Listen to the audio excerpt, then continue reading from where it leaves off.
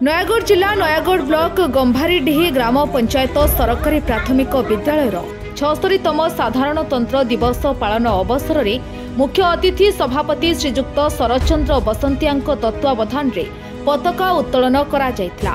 School प्रधान शिक्षक Akshay Kumar Vishwal, CRCC ब्रजबंधु Mahapatra, उप प्रधान शिक्षयित्री, अंगनवाड़ी कर्मी, आशा कर्मी और कमिटीर समस्त मेंबर उपस्थित रही उत्साहित करथिले। शेषरे कुनी कुनी छात्र छात्री माने देशात्मबोधक संगीत गान करथिले। सभापति महोदय तांको भाषण रे पिलामाने किपरि निष्ठार सहित पाठ पढ़ी बड़ मनीष हेबे सेही विषय रे बुझाइथिले। शेषरे प्रधान शिक्षक समस्तंकु मिष्टान्न बंटन करथिले।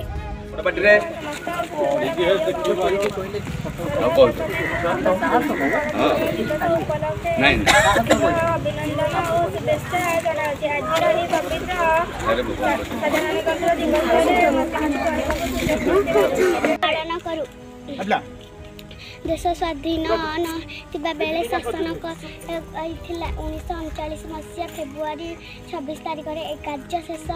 1950 मसीहा जनवरी 26 शासन अवसर आम समस्त गणतंत्र दिवस पालन करूँ जहाँ आमको स्वाधीनता और गणतांत्रिक मूल्यबोधर गौरव कथा स्मरण कर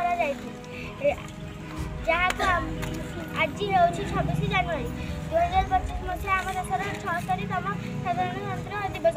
आपण मैंने समस्ते जानते आम देशर 1947 मसीहा अगस्ट 15 तारिख में स्वाधीन होता, किंतु आम देशर कौन आईन कानून नाला।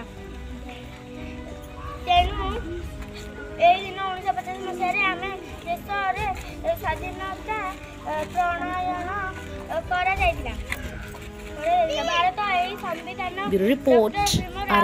आंबेडकर द्वारा लिखित। अधिक खबर पाई आम फेसबुक पेज को लाइक, फॉलो एवं यूट्यूब चैनल को सब्सक्राइब करंतु।